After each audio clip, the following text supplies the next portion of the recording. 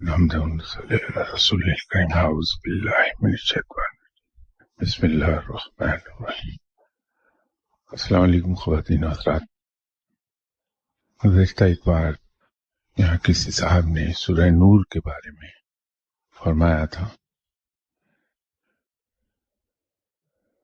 سورہ نور اس لحاظ سے بڑی اہم سورہ ہے کہ اس کا تعلق انسان کی معاشرتی زندگی سے بھی ہے اور انسان کی انفرادی زندگی سے بھی۔ خانگی زندگی، انفرادی سے مراد ہے میری اس کی خانگی زندگی، گھر کے اندر وہ گزارتا ہے، چونکہ اس کی اہمیت بنیادی چیزوں کی وجہ سے بہت زیادہ ہے۔ اسی لیے اگر ہم اس کی ابتدا ہوتی دیکھیں تو اس میں جلالت دکھائی دیتی ہے، ایک جلال ہے، اور بڑے زوردار الفاظ سے اسے شروع کیا گیا ہے، اور وہاں رب تعالیٰ نے ہم کا صیغہ اپنے لیے استعمال کیا اور پھر یہ کہہ دیا کہ اس میں جو احکامات ہم نے دیے ہیں وہ تم پر فرض ہیں۔ یہ بہت اہم نقطہ ہے اس سورہ میں کہ احکامات دینے سے پہلے یہ کہہ دیا کہ اس میں جو ہم نے احکامات دیے ہیں وہ تم پر فرض ہیں۔ اس میں کہیں کوئی گنجائش نہیں چھوڑی کہ کہیں انسان ان سے پہلوتہی کر پائے، یا کوئی ایسی گنجائش جس سے آدمی ان احکامات سے بچ نکلے۔ بہت کیٹیگوریکل سٹیٹمنٹ ہے اس میں کہ یہ ہم نے تم پر فرض کر دیے۔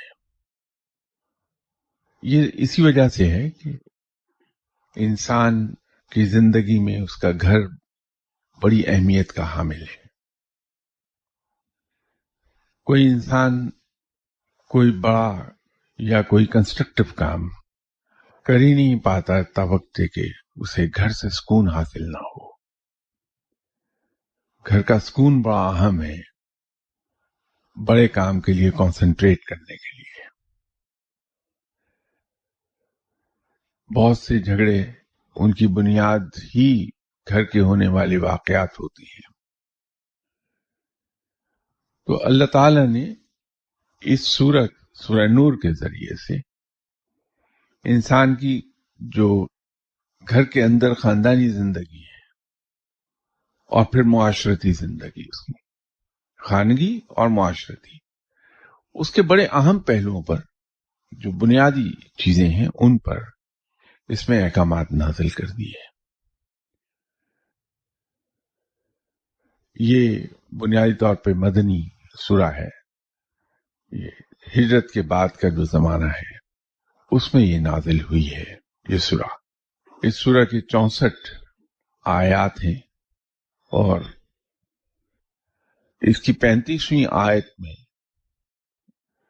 لفظ نور آیا ہے، نور السماوات والارض۔ وہاں سے یہ نام ڈیرائیو کیا گیا اور اس کو سورہ نور کہہ دیا گیا۔ اس میں بنیادی طور پر جو ہمارے یہاں پردے کے احکامات ہیں اسلام میں، اس کے ابتدائی احکامات تو رب تعالیٰ نے سورہ احزاب میں دیے ہیں، لیکن سورہ نور میں اس کو بڑی تفصیل سے بیان کیا گیا ہے۔ اسی طرح ایک ایسی معاشرتی برائی جو پورے معاشرے کو ہلا کر رکھ دیتی ہے، وہ ہے کہ کسی انسان کا اپنی خواہشات کی وجہ سے پاؤں سلپ کر جائے اور انسان، مرد اور عورت دونوں شامل ہیں، وہ اپنے لائف پارٹنر کے فیتھفل نہ رہیں، یا غیر شادی شدہ انسان بھی اپنی خواہش کے ہاتھوں مجبور ہو کے اس سے سلپ ہو جائے، تو اس کو اس سورہ میں ڈسکس کیا گیا ہے۔ کیونکہ اگر کوئی ہسبینڈ وائف کا فیتھفل نہیں رہتا، یا کوئی وائف ہسبینڈ کی فیتھفل نہیں رہتی، اور اس سے لغزش ہو جاتی ہے، یا غیر شادی شدہ لڑکا یا لڑکی اس سے کوئی لغزش ہوتی ہے، تو یہ وہ لغزش ہے جس سے دشمنیاں چل پڑتی ہیں، معاشرے میں فساد ہوتا ہے. اور اگر ایسا معاشرہ ہو جہاں اسے برائی کے طور پر نہ لیا جائے تو پھر وہاں دوسری معاشرتی قباحتیں پیدا ہو جائیں گی، جیسے کہ مغرب میں ہو رہی ہیں. کیونکہ یہ جو لغزش ہے، اس کے نتیجے میں جو انسانی جان وجود میں آئے گی، اس کو نہ تو باپ کا نام حاصل ہو سکے گا کبھی، نہ باپ کی شفقت، اور اکثر صورتوں میں ماں کی شفقت سے بھی محروم ہو جاتا ہے کہ ماں بھی اپنی آئندہ زندگی کے لیے اس بچے کو ابینڈن کر دیتی ہے. اور وہ مغرب میں ایسے شیلٹرز ہیں جہاں ایسے بچے پلتے ہیں. پھر ان حالات میں پلنے والے بچے کی سائیکی نارمل نہیں ہوتی، اس کے اندر انتقام کا جذبہ بہت شدید پیدا ہو جاتا ہے، یا وہ جرائم کی طرف چلا جائے گا، منافقت کی طرف چلا جائے گا. تو اسی لیے یہ جرم ایسا جرم ہے جس میں اگر یہ جرم ہو جائے تو انسان اللہ کا مجرم ہو جاتا ہے، معاشرے کا نہیں رہتا پھر وہ. اور جرائم ایسے ہیں جس میں انسان معاشرے کا مجرم ٹھہرتا ہے. سب سے زیادہ خوفناک جرم یہ کہلاتا ہے کہ انسان کسی دوسرے انسان کی جان لے لے، قتل کر دے. تو اس میں بھی بے شک خون کا بدلہ خون رکھا ہے سزا اللہ نے، لیکن ایک گنجائش رکھی کہ اگر مقتول کے لواحقین معاف کر دیں قاتل کو تو اس کو سزا نہیں ملتی ہے. وہ مجرم رب کا نہیں ہے بلکہ مقتول کے لواحقین کا مجرم ہے، اور اس کو سزا دلانا یا اسے معاف کر دینا وہ ان کی ثوابدید پر ہے. اگر انسان کسی دوسرے انسان کا مال زبردستی استعمال کر لے تو اس پر ہاتھ کاٹ دینے کی سزا ہے. لیکن یہ جرم ایسا ہے کہ جس کے اندر معافی کی کہیں کوئی گنجائش رکھی نہیں اللہ نے.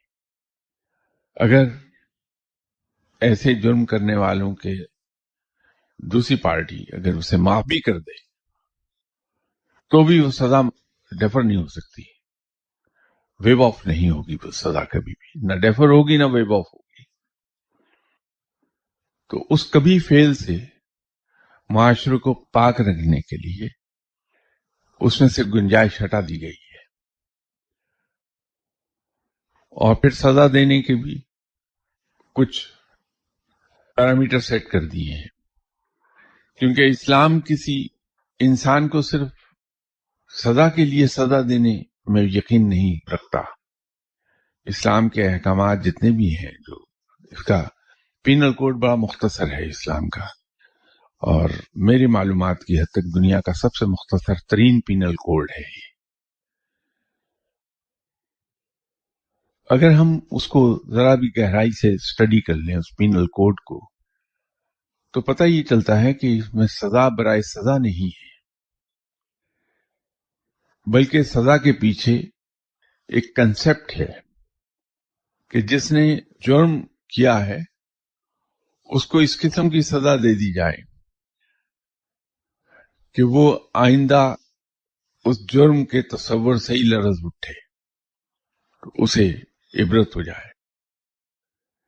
اور اس کے ساتھ ساتھ ایک دوسرا پہلو بھی ویسا ہی امپورٹنٹ ہے کہ دوسروں کے لیے وہ عبرت کا نشان ہو.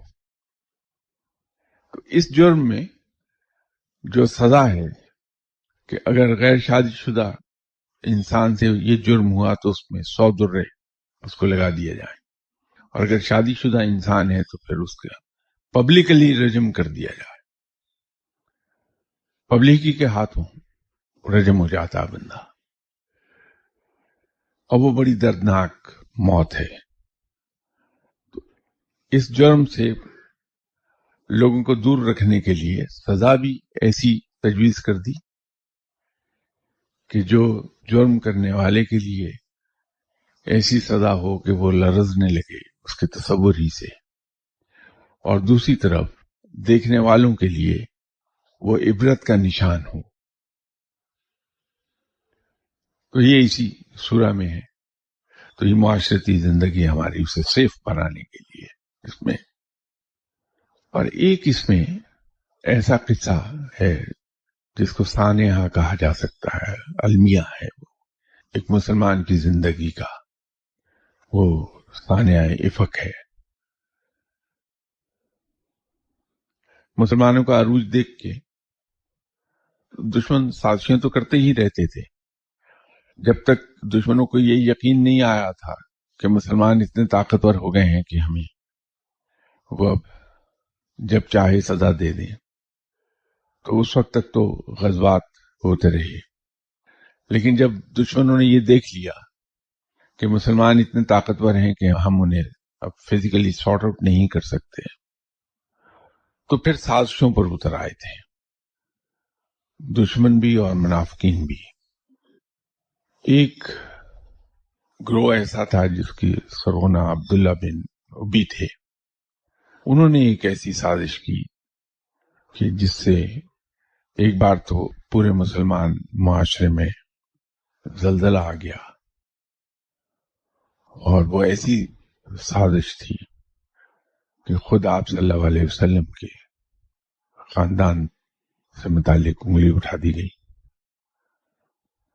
لیکن اسی سورہ کے اندر جس طرح سے رب تعالیٰ نے اس معاملے کو صاف کیا کہ قیامت تک آئندہ یہ معاملہ دوبارہ نہیں کوئی کر پائے گا، اس لیے اس سورہ کے بارے میں یہ کہا جاتا ہے، جہاں اس کے نزول کا ٹائم کی میں بات کر رہا تھا، کہ یہ واقعہ غزوہ مستلق کے بعد پیش آیا تھا، سانحہ افق کا۔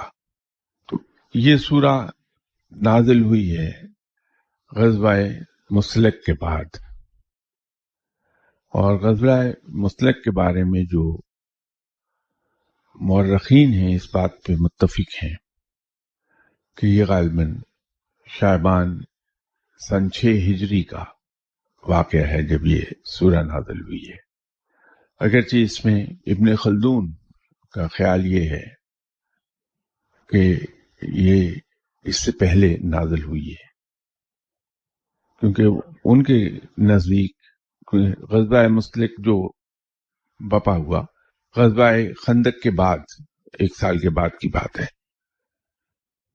غزوہ خندق کے بارے میں کہا جاتا ہے کہ وہ شوال سن 5 ہجری کا واقعہ ہے، یہ غزوہ خندق بپا ہوا تھا، اور اس کے بارے میں یہ کہا جاتا ہے کہ غزوہ مستلق کے بارے میں کہ یہ شاید شعبان 6 ہجری میں لگ بھگ بپا ہوا، اور سانحہ افق اس کے بعد واقع ہوا ہے پھر۔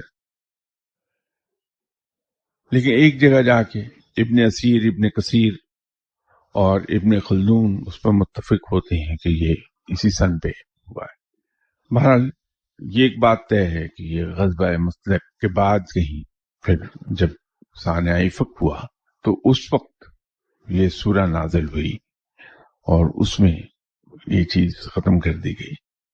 ایک اور انسانی زندگی میں، معاشرتی زندگی میں جو امپورٹنٹ چیز ہے اس میں بھی یہ سورہ احکامات واضح کرتی ہے۔ گھر ہر انسان کے لیے ایک سکون کی جگہ ہے جہاں وہ آرام کرتا ہے، سکون لیتا ہے، اور گھر کی 4 دیواری کے اندر اس کی زندگی پرائیویٹ زندگی ہے، تو گھر کے دروازے کے باہر معاشرتی زندگی ہے، اور گھر کی دہلیز کے اندر اس کی پرائیویٹ زندگی ہے انسان کی، اور اسلام ہر شخص کی پرائیویٹ زندگی کو بہت ریسپیکٹ کرتا ہے۔ تو اسی لیے جب کوئی شخص کسی کے گھر پر جائے تو اس کے آداب واضح کر دیے اسلام نے، کہ ایک تو آپ کسی کے گھر میں بلا اجازت داخل نہ ہوں، किसी के घर में झांके नहीं और किसी की बातों को कान लगा के सुने नहीं। और फिर आदाब इस हद तक सिखा दिए कि अगर हम किसी के घर पे दस्तक दें और अंदर से 3 बार दस्तक देने के बाद भी जवाब ना आए तो लौट कर चले जाएं आराम से। उसको माइंड न करें कि किसी ने मुझे जवाब नहीं दिया, अटेंड नहीं किया। इस वजह से ये सूरा बड़ी इंपॉर्टेंट है कि मुसलमान की खानगी जिंदगी और उसकी मुआशरती जिंदगी के वो पहलू जिससे मुआशरे में फसाद फैलता है या बुराइयां जन्म लेती हैं, उन बुनियादी चीजों को इसमें डिस्कस किया गया है। एक और बात जिसमें मुझ जैसे लोग सभी बड़े इंटरेस्टेड होते हैं कि इस सूरा को पढ़ने से दुनियावी फवायद क्या हासिल होंगे। ये मेरा और मेरे जैसे और दूसरे लोगों का ये भी एक अलमिया है जिंदगी का कि मैं कोई सूरा, कोई आयत, कोई लफ्ज पढ़ना ही नहीं चाहता जब तक कि मुझे कोई ये गारंटी ना कर दे कि इससे मुझे दुनियावी फवायद हासिल हो जाएंगे। इस सूरा के पढ़ने से आमतौर पर जो असरात मिलते हैं लोगों को, उसकी औलाद सीधी राह पे रहती है। मुझे तो बड़ी तस्कीन हुई थी जब ये पता लगा कि इस सूरा के पढ़ने के ये असरात हैं कि चलिए मैं बाप के फराइज से ही फारिग हो गया। अब मुझे जरूरत नहीं रहेगी कि मैं अपने बच्चों पर मेहनत करूं, उनकी तरबियत के लिए कुछ एफर्ट करूं। तो ये सूरा पढ़ता रहूंगा, मेरे बच्चे सीधी राह पे चलते रहेंगे। अब इस बारे में अगर किसी के पास कोई सवाल है तो मुझे फरमा दें।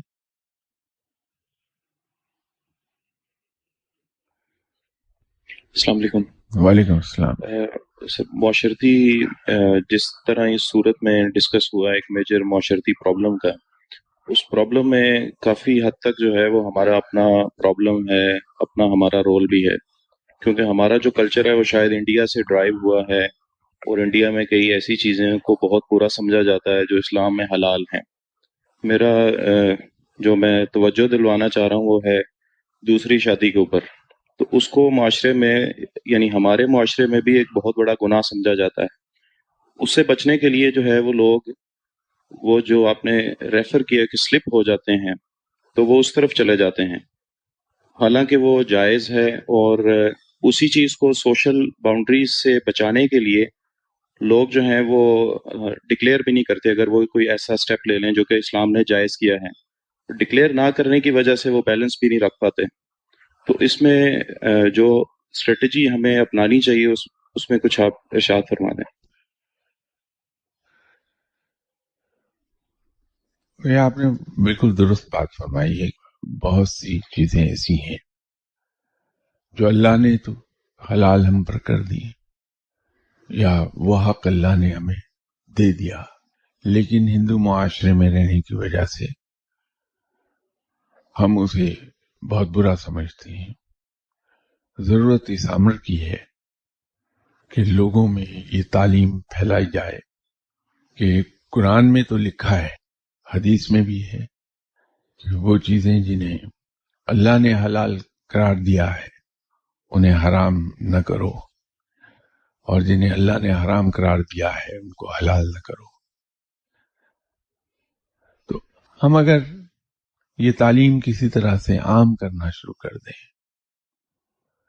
तो आहिस्ता आहिस्ता ये तस्वुर ज़हन से निकल जाएगा, क्योंकि ये जो चीजें अल्लाह ने हलाल की हैं या जो हक अल्लाह ने दे दिया इंसान को, जिसमें मल्टीपल मैरिजेस हैं, जैसे उसको आप देखिए कि मिडिल ईस्ट या गल्फ स्टेट्स और इवन ईरान, यहाँ कहीं बुरा नहीं समझा जाता। ये सिर्फ इंडियन सब कॉन्टिनेंट है जहां पे ये बुरा समझा जा रहा है, क्योंकि हिंदू मुआशरे में मल्टीपल मैरिजेस का तस्वुर नहीं है। एक जमाने में मैं अपने फराइज की अंजामदही के सिलसिले में इंडिया गया, तो मीटिंग से फारिग होकर रात को मैं होटल में था, कोई 11 बजे के करीब। तो उस वक्त वहां सिर्फ एक ही टेलीविजन चल रहा था, दूरदर्शन। उस पे एक प्रोग्राम आ रहा था। क्योंकि मैं फारिग हो गया था अपने दुनियावी फराइज से भी और दूसरे भी रात के जो फराइज है मेरे उनसे, तो बेड पर लेटा हुआ टीवी ऐसी उसको ऑन करके देख रहा था। तो एक प्रोग्राम मैंने देखा, उसमें स्टेज पर 4 लोग बैठे हुए थे और उनके हुलिये से अंदाजा हुआ कि वो मुसलमान हैं। तो एक खातून जो शायद फिल्मों में भी काम करती हैं, क्योंकि उनकी लैंग्वेज वैसी नहीं थी कि टीवी पर वो इस्तेमाल हो, वो रगेद रही थी उन्हें सवालों के जरिए से जो स्टेज पर लोग बैठे थे। तो उनका चूंकि हुलिया मुसलमानों का साथ, तो मैंने दिलचस्पी से देखा तो पता ये चला कि वो चारों के चारों हजरात मुसलमान, उनमें एक डॉक्टर थे, बाकी को मुझे याद नहीं। तो उनसे न सिर्फ कंपेयर थी, वो सवाल कर रही थी मल्टीपल मैरिजेस के बारे में, बल्कि ऑडियंस में भी। तो एक बच्ची हार्डली 18-19 ईयर्स ऑफ एज, तो बहुत एग्रेसिव थी अपने सवालों में, बहुत एग्रेसिव सवाल कर रही थी। तो उनका एक सवाल था कि जब इस्लाम में मर्द को ये इजाजत है कि वो 4 शादियां करे, तो औरत को क्यों नहीं? तो औरत को भी होनी चाहिए, इंसाफ का तकाजा तो ये है। तो वहां वो चारों हजरात जो बैठे थे, उन्होंने गालिबन 1 से ज्यादा शादियां की हुई थी सबने। तो वो या तो वो अंडर प्रेशर आ गए उन ताबड़तोड़ सवालात से, या किसी और वजह से शायद जवाब नहीं दे पा रहे थे। वो मैंने ऑपरेटर से कहा कि मुझे दूरदर्शन में जो प्रोग्राम चल रहा है इस पे लाइंस ओपन की हुई हैं, मुझे थ्रू कर दो। तो फौरी तौर पर लाइन थ्रू शायद इसलिए हो गई कि उसने कहा कि एक पाकिस्तानी है जो इंडिया आया हुआ है, वो सवाल करना चाहता है। तो मैंने उनसे कहा कि साहब, ये जिनसे आपने सवाल पूछा है ये मौलाना आपको जवाब नहीं दे पा रहे, शायद वो अंडर प्रेशर हैं, तो इसका जवाब मैं आपसे अर्ज कर देता हूं कि अगर इस्लाम में, जिसको आप इंसाफ कह रहे हैं, और खासतौर पर ये बच्ची, औरत को 4 शादियों की इजाजत हो, तो अगर इस्लाम ये 4 शादियों की इजाजत औरत को भी दे दे, तो इस किस्म का क्योटिक सोसाइटी हो जाएगी जिसको फिर कोई संभाल नहीं पाएगा। मर्द इतनी बुरी चीज है कि ये अपनी जिम्मेदारियों को अदा करना ही नहीं चाहता, अपनी जिम्मेदारियों से दूर भागता है। तो उन मल्टीपल मैरिजेस के नतीजे में जो औलाद पैदा होगी, तो औरत के चारों शौहर डिसोन कर देंगे ये कह के कि ये मेरी औलाद नहीं है, दूसरे की है, दूसरा तीसरे पे डाल देगा, तो कोई ओन नहीं करेगा। और फिर ये है कि जब ओन नहीं करेगा तो उस बच्चे को किस बाप का नाम दिया जाएगा, और जब उस बच्चे के बाप का नाम नहीं होगा वो क्या कहलाएगा मुआशरे में। इसी तरह उसकी जो मेंटेनेंस है बच्चे की, उसको कौन अदा करेगा? मर्द तो नहीं करता, मर्द तो अपनी हकीकी औलाद से भाग जाता। जैसे बहुत लोग फिरते हैं दुनिया में जो औलाद, सगी औलाद को नहीं एफोर्ड करते। तीसरी बात यह है कि ऐसे बच्चों को किसी मर्द की जायदाद में से हिस्सा नहीं मिल पाएगा। जो वरासत का मामला है, वहां आके आपस में लड़ाई झगड़े दंगा फसाद सब शुरू हो जाएगा। फिर औरत से सवाल किए जाने लगेंगे कि तुम अपने जिस हस्बैंड के साथ ज्यादा वक्त गुजारती हो उससे अपनी मेंटेनेंस चार्ज करो, मैं तो नहीं दूंगा। और कोई आदमी ये मानने को तैयार नहीं होगा कि ये औरत मेरे साथ ज्यादा वक्त गुजारती है। तो एक क्योस पैदा हो जाएगा। जो इंडिया में हिंदू मुआशरा है वो मल्टीपल मैरिजेस की मुखालफत करता है, ये कह के कि ये शायद औरत के साथ नाइंसाफी है कि वो तो एक खामन की पाबंद रहे और खामन जो है 4-4 शादियां कर ले। तो उसकी दलील ये है कि इस्लाम में जो मना किया है اس کے پیچھے یہ حکمت ہے کہ وہ سوسائٹی کو کیاس سے بچانا چاہتا ہے اسلام. تو ہمیں تعلیم یہ عام کرنی چاہیے کہ، اور اسلام کے اندر یہ مغرب میں بھی جب ہم لوگ جاتے ہیں تو یہ سوال ہم سے پوچھا جاتا ہے ملٹیپل میرجز کا. جس محفل میں بھی جائیں وہاں سوال یہ ضرور کوئی نہ کوئی وہاں کا لوکل اٹھا لیتا ہے. بجائے اس کے کہ ہم ان راہوں پر چلے جائیں جہاں مرد اپنی وائف کا فیتھفل نہ رہے اور گناہوں میں ملوث ہو جائے اور اس کے بعد پھر معاشرے میں برائیاں راہ پکڑ لیں، تو کیا یہ بہتر نہیں کہ مرد پر پابندیاں لگا کے اس کو ملٹیپل میرجز کی اجازت دے دی جائے؟ لیکن وہی پابندی جو اسلام نے لگائی ہے کہ انسان اپنی تمام بیویوں کے ساتھ انصاف سے کام لے، انصاف کرے ان کے درمیان. اور اگر ہم ذرا گہرائی سے سوچیں تو ہیومنلی پاسبل نہیں کہ آدمی اپنی تمام بیویوں کے ساتھ انصاف کر سکے. تو اجازت تو دے دی اسلام نے، لیکن پابندی ایسی لگا دی جو ہیومنلی پاسبل نہیں ہوتا. انسان انصاف نہیں کر سکتا تمام بیویوں کے ساتھ، کہیں نہ کہیں اس سے کوتاہی ہوگی، کیونکہ یہ ممکن ہی نہیں ہے کہ کوئی مرد اپنی تمام بیویوں کے ساتھ یکساں لگاؤ رکھتا ہو. ممکن نہیں ہے، کیونکہ دوسرا انسان جو اس کا لائف پارٹنر ہے اس کی خوبیاں اور خامیاں یا تو اسے اپنے زیادہ قریب کر لیں گی جو دوسروں کے اتنا قریب نہیں رہے گا، یا اتنا دور کر دیں گی اپنی خامیوں کی وجہ سے کہ وہ دوسروں کے زیادہ قریب چلا جائے گا. انصاف نہیں ہو پائے گا. یہ بہتر ہے کہ بجائے انسان لغزشوں کی راہ پکڑ لے، آدمی اوپنلی سیکنڈ میرج کی طرف چلا جائے. اسی طرح ایک اور جو ہمارے یہاں پرابلم بن رہی ہے بہت زیادہ، وہ یہ ہے کہ رب تعالیٰ نے شادی کے معاملے میں اہمیت دی ہے جس کی شادی ہے اس کی، خواہ وہ لڑکی ہے یا لڑکا، اس کی. اور اسی لیے اسلام کہاں تو اتنی پابندی ہے پردے کی کہ عورت کی آواز گھر سے باہر نہ جائے، غیر مرد نہ سنے، اور عورت جو ہے وہ کسی کے سامنے پوری طرح اپنے آپ کو ڈھانپنے کے بعد ہی جائے.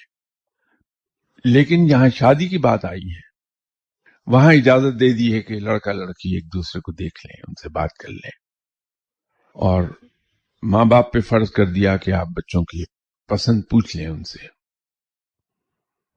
اور نکاح وقوع پذیر نہیں ہو سکتا جب تک کہ جس کی شادی ہے وہ قبول ہے نہ کہہ دے، چاہے لڑکا ہے یا لڑکی.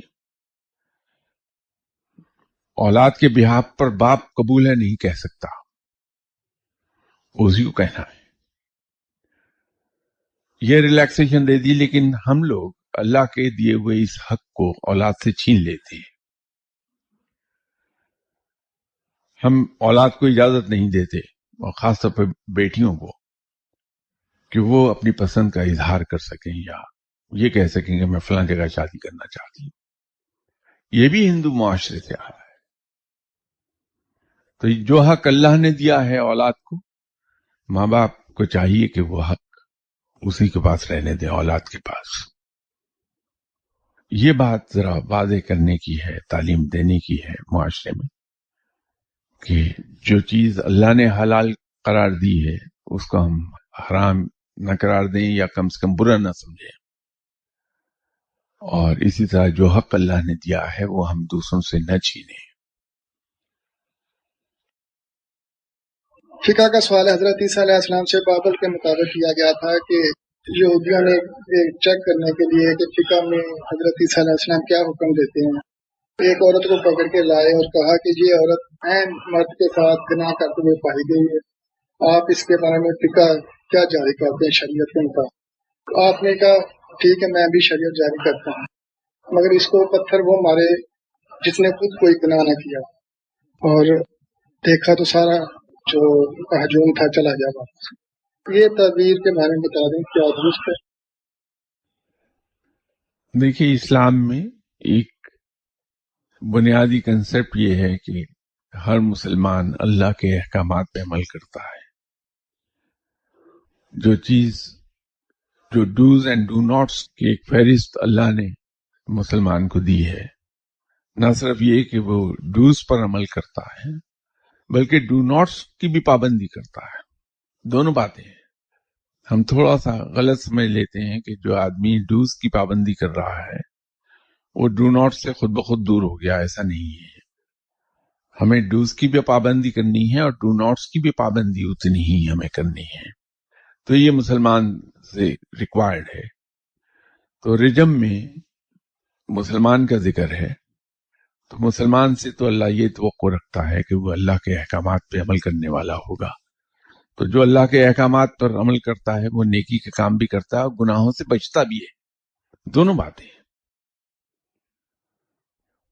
حضور السلام علیکم. وعلیکم السلام. اسی سلسلے میں سوال ہے کہ کیا ایک مسلمان لڑکی، کنواری لڑکی، اپنے والدین کی مرضی کے خلاف خود سے نکاح کر سکتی؟ دیکھیے، نکاح کی شرائط کیا ہیں کہ لڑکا اور لڑکی دونوں راضی ہیں اس بات پہ، 2 گواہ موجود ہیں، نکاح اور دونوں بالغ ہیں. لیکن ایک اخلاقی ذمہ داری ہے انسان پر کہ وہ ماں باپ جنہوں نے اپنے بچوں کو اپنے خون پسینے کی کمائی سے، والدہ نے اپنے خون سے بنے ہوئے دودھ سے اور راتوں کو جاگ کر انہیں پالا ہے، پرورش کی ہے، اور ماں باپ جن کا تجربہ بہرحال اولاد سے زیادہ ہے، اور پھر ماں باپ کی محبت بے لوث ہے اولاد کے لیے. کوئی ماں باپ ایسے نہیں ہے جو اپنی اولاد کا برا چاہیں. تو اخلاقی طور پر چاہیے یہ اولاد کو کہ اپنے ماں باپ کے سامنے اپنی پسند رکھتے ہیں تاکہ وہ اپنے تجربے کی کسوٹی پہ پرکھ لیں کہ یہ جو میرے بچوں کی پسند ہے یہ دنیاوی طور پر صحیح ہے بھی یا نہیں ہے. اور پھر شادی کے لیے آپ صلی اللہ علیہ وسلم نے جو تاکید فرمائی بڑی شدت کے ساتھ، وہ یہ ہے کہ شادی ہمیشہ ہم کف لوگوں میں کی جائے، ہم پلہ لوگوں میں، اپنے برابر کے لوگوں میں. تو بچے جذباتی ہیں، وہ ان باتوں کو نہیں دیکھ پائیں گے، نہ سمجھ پائیں گے، نہ ان کے پاس تجربہ ہے سمجھنے کا. تو اولاد پہ فرض یہ ہے کہ وہ اپنے ماں باپ کے سامنے رکھ دیں اپنی پسند، ان کا اظہار کر دیں. لیکن پھر ماں باپ کی وزڈم اور ماں باپ کے تجربے اور ان کی تعلیم اور ان کے محبت جو اولاد کے لیے ان کے دل میں ہے، اس پر اعتماد رکھیں اور ماں باپ کے فیصلوں کو اپنے فیصلوں پر ترجیح دے دیں. یہ معاشرے میں جو ہلچل مچتی ہے اس سے بچائے رکھے گا.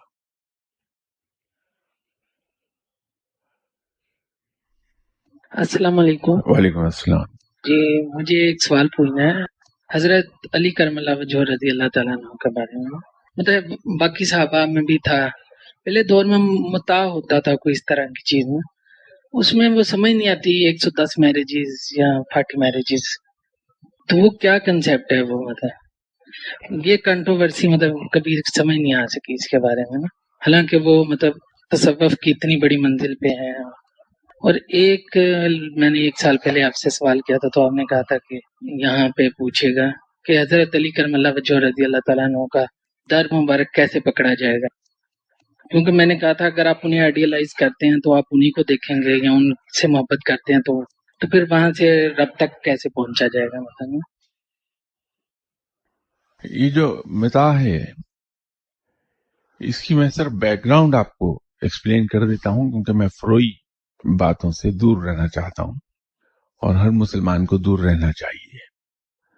اس کی بیک گراؤنڈ اصل میں یہ ہے کہ ہم میں سے ہر آدمی کو معلوم ہے کہ حضرت علی کرم اللہ وجہ کے بارے میں آپ صلی اللہ علیہ وسلم نے فرمایا تھا کہ وہ علم کے شہر کا دروازہ ہے.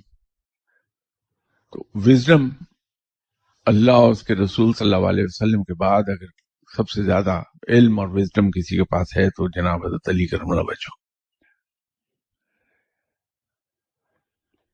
انہوں نے یہ دیکھا کہ اسلامی سلطنت اتنی وسیع ہو گئی ہے اور ٹرانسپورٹ کے جو ذرائع ہیں وہ سلو ہیں کہ ملک شام تک جاتے جاتے تو مہینے بھر کا تو سفر ویسے ہی ہو جاتا.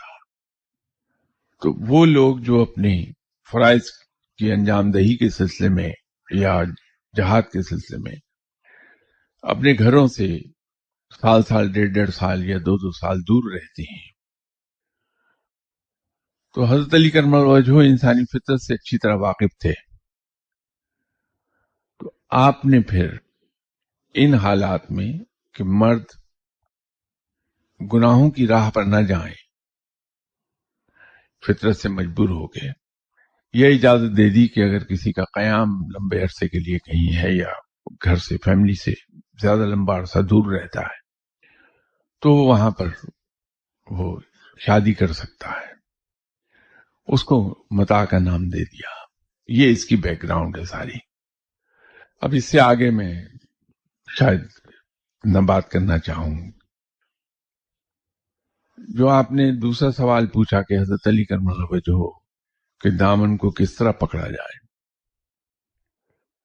ہم شریعت کی پابندی پوری طرح کریں، جو شرعی احکامات ہیں ان کی پیروی کریں، لیکن روشنی ہم حضرت علی کرم اللہ وجہہ کے فرمودات سے لے لیں تو ہمارا آگے بڑھنے کا سفر، یا یوں کہیے کہ روح کی پاکیزگی کا سفر زیادہ تیز ہو جائے گا. کیونکہ حضرت علی کرم اللہ وجہہ کے جتنے بھی فرمودات ہیں، آپ کی تعلیمات ہیں، وہ سب کی سب علم کے اعلیٰ ترین نمونہ ہیں. اور جب انسان شرعی احکامات کی پابندی پوری طرح کر رہا ہے اور اس کے بعد علم کے ایسے نادر، بلکہ میں تو ان کو نادر الوجود فرمودات کہتا ہوں، ان سے روشنی لیتا ہے تو علم کی جانب اس کا سفر بڑا تیز ہو جاتا ہے. اور جو انسان میں علم بڑھتا ہے رب تعالیٰ اس کو عقل اتنی ہی زیادہ عطا فرماتا جاتا ہے. تو آدمی صاحب علم و فراست ہونے لگتا ہے. وہی اصل تصوف ہے. انشاءاللہ تعالیٰ بشرط زندگی نیکسٹ سنڈے آپ سے ملاقات ہوتی ہے. السلام علیکم.